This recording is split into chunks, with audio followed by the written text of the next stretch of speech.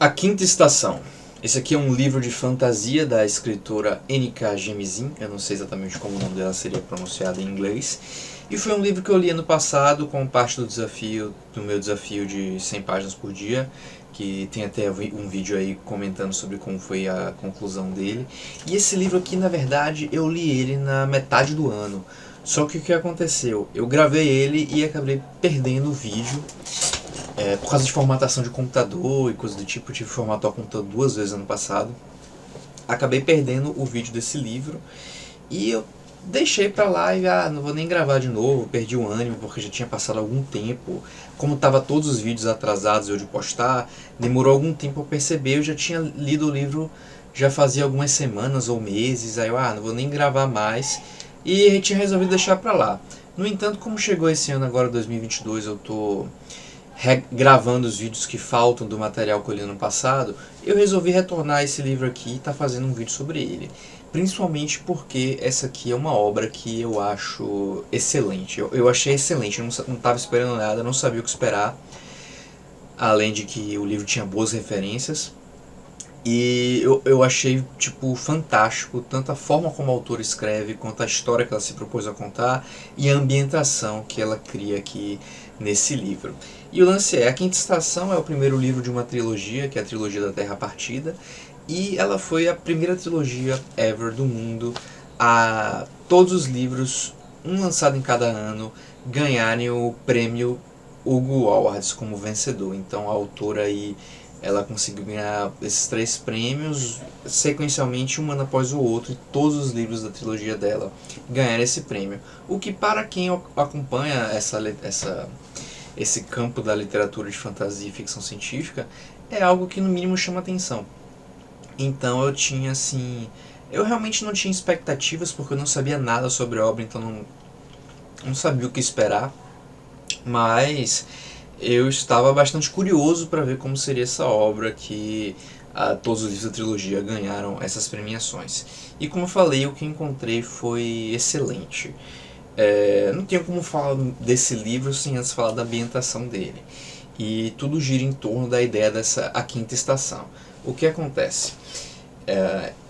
Essa obra ela se passa em um continente chamado Quietude, que é um continente bem grande e sem nada ao redor, o único continente conhecido do mundo pelas pessoas que moram nele, que é como se fosse uma Pangeia, alguma coisa do tipo, um mega continente bem grande. E nesse continente, as culturas e civilizações que existem neles, eles precisaram aprender a conviver com isso que eles chamam de a quinta estação. O que acontece? Esse lugar, esse mundo, ele é muito instável geologicamente, então várias várias catástrofes ocorrem de tempos em tempos que levam a uma situação de quase uma situação meio que apocalíptica, que cidades são destruídas, impérios ruem, e as pessoas têm que fazer o necessário para sobreviver, e provavelmente os filhos delas vão viver ainda nessa grande catástrofe, para um dia, quando as coisas se assentarem, eles conseguirem voltar e reconstruir a cultura e a civilização deles. E por isso, os povos que vivem nesse mundo, eles já passaram por várias dessas que são chamadas de quinta estações, porque são tão frequentes, né? Não acontece todo ano, mas digamos a cada 100, 200 anos acontece um acidente, às vezes demora mais tempo. É uma coisa tão natural para a história desses povos, para a memória desses povos, que ele já tem uma série de preparamentos que são feitos quando ocorre uma quinta estação dessas.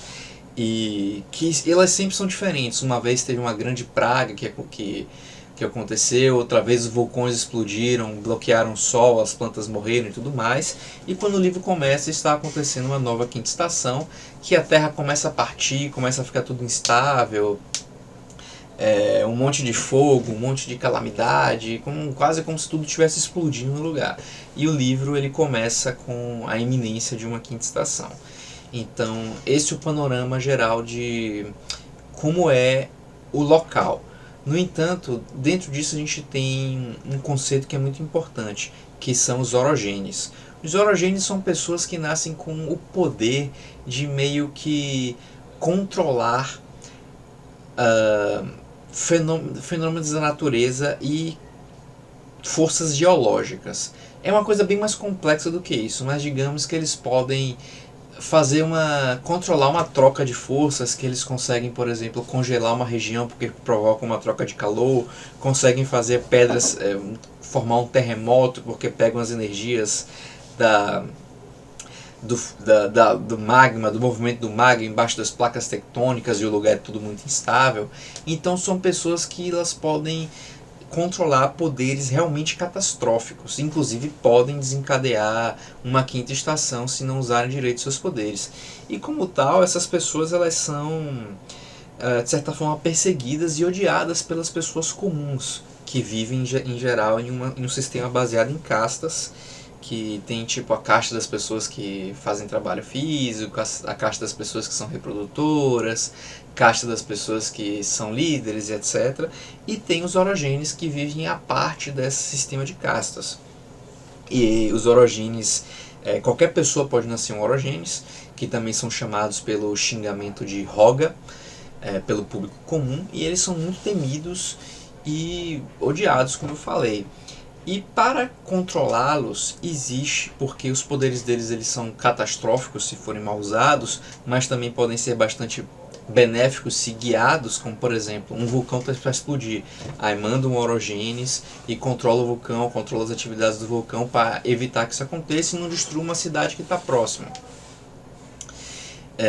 Para meio que controlar esses orogenes, que também estão bastante entranhados na história da quietude, existe uma organização chamada Fulcrum. Essa organização ela é meio que gerenciada por pessoas que não são orogenes e meio que vai adotando orogenes, crianças que eles encontram, e vão ensinando esses orogenes a controlar os poderes deles, utilizar os poderes deles com mais eficácia. Sempre parte dentro de uma organização, esses orogenes vão recebendo missões, esses orogenes são controlados por guardiões, que sempre ficam de olho para ver se um orogene não está saindo da linha, e em geral promove uma série de coisas questionáveis e sinistras, que vai tendo mistérios permeando o Fulcrum, como ele foi criado, como ele realmente opera, vários segredos por trás, e vai mostrando de forma bem interessante como funciona essa sociedade, como funciona essa organização e como ele trabalha, controla e esconde um monte de coisa dos orogenes que tem sob suas asas. E é um dos elementos muito interessantes do livro, e que foi uma coisa que chamou bastante minha atenção. E assim, o livro ele tem 3 personagens, que é a Essun, a Damaya e a Sienite, ou tipo de sienita, eu acho que é uma pedra preciosa, coisa do tipo. E cada uma delas mostra meio que um estágio de um orogene, como se a autora quisesse usar essas personagens para explorar esse mundo que ela criou e mostrar as fases de tipos de orogenes que existem. A Damaya ela é uma garota e ela é encontrada por um guardião depois de manifestar poderes de orogenes, e ela vai empreender uma viagem da vila remota dela até ser levada ao Fulcrum e passar os primeiros tempos dela no Fulcrum para começar a estudar e aprender a controlar suas habilidades.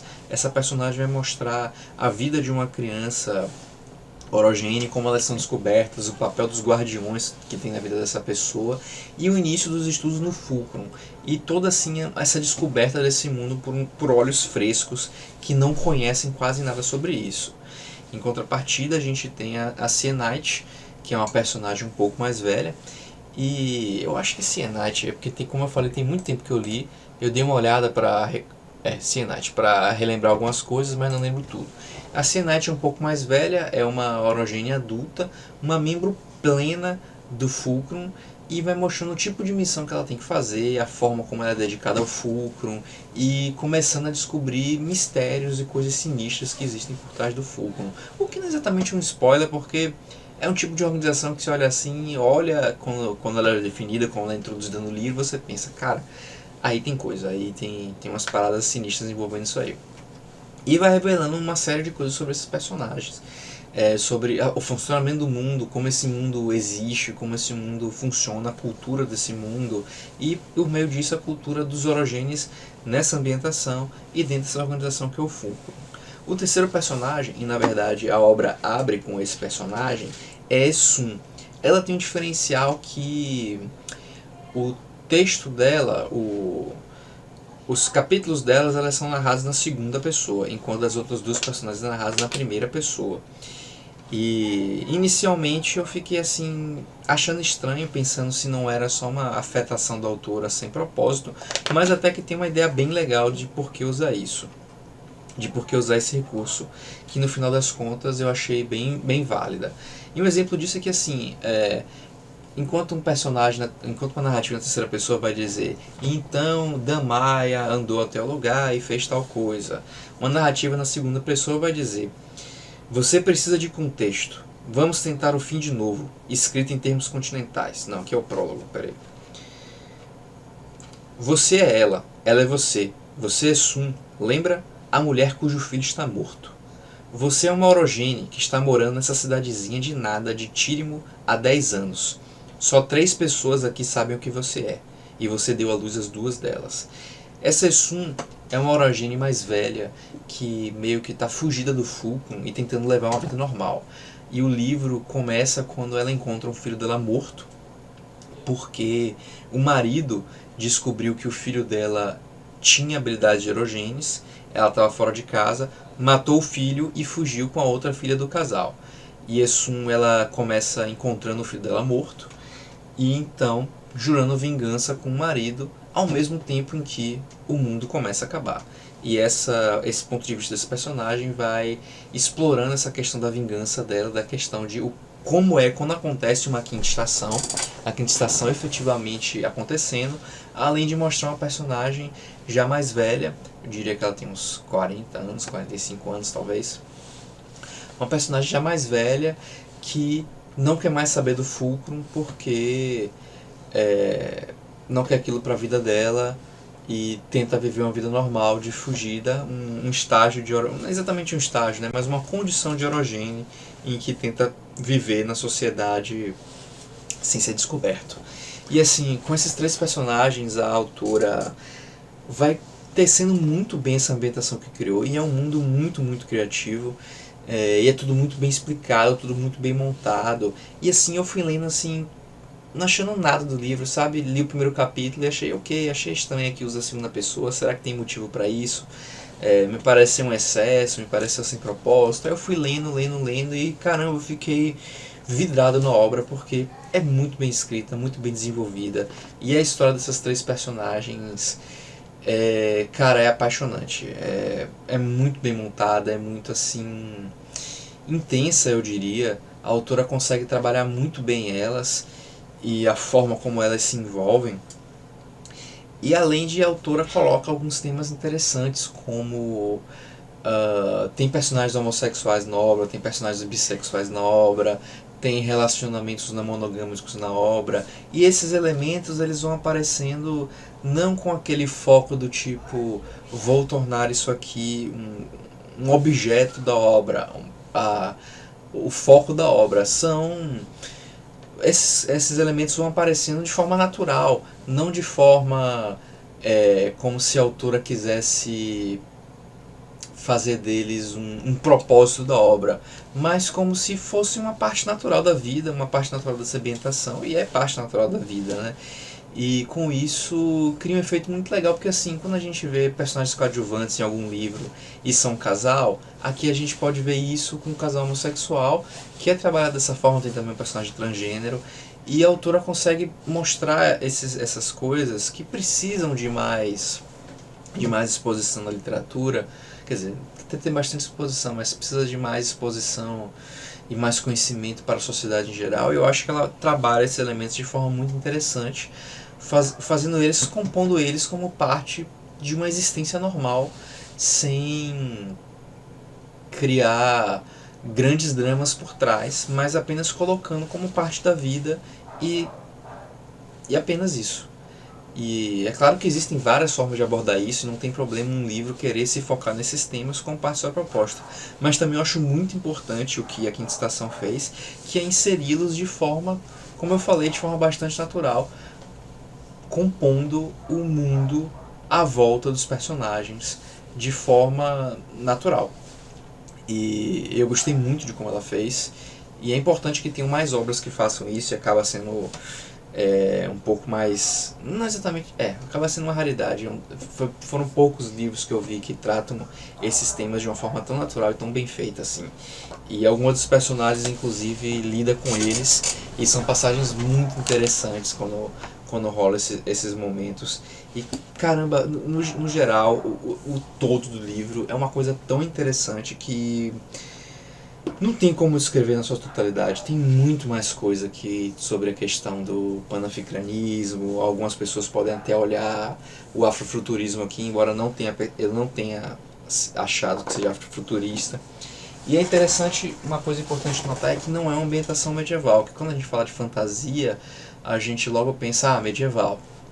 Tem alguns elementos que são do medieval, por exemplo, armas cortantes, tem gente que usa armas cortantes. No entanto, a sociedade em si, numa capital lá de um império grande, tem prédios, tem universidade, eles têm autoestradas.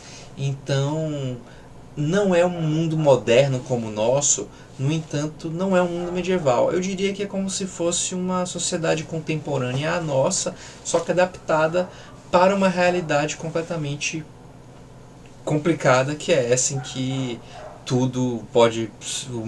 toda a sociedade pode simplesmente explodir de uma hora para outra, depois de alguns séculos, de forma violenta, e eles precisam se preparar para reconstruir tudo de novo.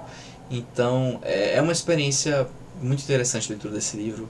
E cara, assim, eu não posso falar dos outros que não li, né, mas esse livro aqui entendo perfeitamente porque ganhou o Hugo, e a autora ganhou sabe, quando você não conhece um autor, não sabe o que ele tem para oferecer, e você passa a respeitar ele instantaneamente por causa de uma obra que ele traz. Foi minha relação com a Quinta Estação. Então, quem gosta de ficção científica, quem gosta de fantasia, é uma obra que eu recomendo muito, por causa das habilidades dos personagens. Quem curte Avatar talvez ache interessante a leitura. Não que os personagens tenham artes marciais e lutem que nem a galera de Avatar, mas essa ideia de controlar, de certa forma, elementos ecoa um pouco com o Avatar, e talvez quem gosta do desenho acabe se interessando pela obra e curtindo a leitura. E um detalhe interessante é que a Quinta Estação, alguns elementos deles foram inspirados num RPG chamado Numenera, que já foi traduzido para o Brasil, lançado pela editora New Order, já tem alguns anos. E assim, os elementos disso de ter várias civilizações passadas e resquícios de artefatos de eras passadas que ninguém sabe por onde funciona, a autora se inspirou em Numenera. E, curiosamente, depois disso, Numenera, depois do que os livros foram lançados e ganharam fama, Numenera se inspirou nos livros para criar alguns elementos das suas edições, da nova edição, de alguns suplementos. Então é aquele lance de que o inspirado acabou inspirando a obra que serviu primeiro de inspiração para ele. Mas é só um detalhe curioso para quem curte RPG que porventura esteja assistindo esse vídeo. Então é isso, espero que tenham gostado. Eu não falei desse vídeo como eu queria. Eu acho que logo depois de eu ter lido ele, o vídeo que eu fiz ficou com quase meia hora. E então muita coisa eu acabei deixando de falar, muitos detalhes interessantes eu acabei deixando de lado, mas é uma obra muito, muito boa e que merece ser lida. E cara, quem gosta do gênero, quem gosta do estilo, quem achou minimamente interessante pelo que eu falei aqui, eu acho que é muito, muito difícil se arrepender, muito difícil mesmo, porque é uma daqueles livros que você vê que a escritora, no caso, realmente tem um domínio muito grande da escrita, tem uma criatividade muito, muito bem desenvolvida e soube colocar tudo isso no papel. Então fica a minha recomendação. Vou terminar o vídeo por aqui. Espero que tenham curtido esse. E até a próxima. O próximo vídeo que eu vou gravar, eu acho que vai ser sobre A Morte dos Reis, um filme de Colm Eagledon. E eu vou estar postando aqui no canal em breve, pouco depois de publicar esse. Vou ficando por aqui e até o próximo vídeo.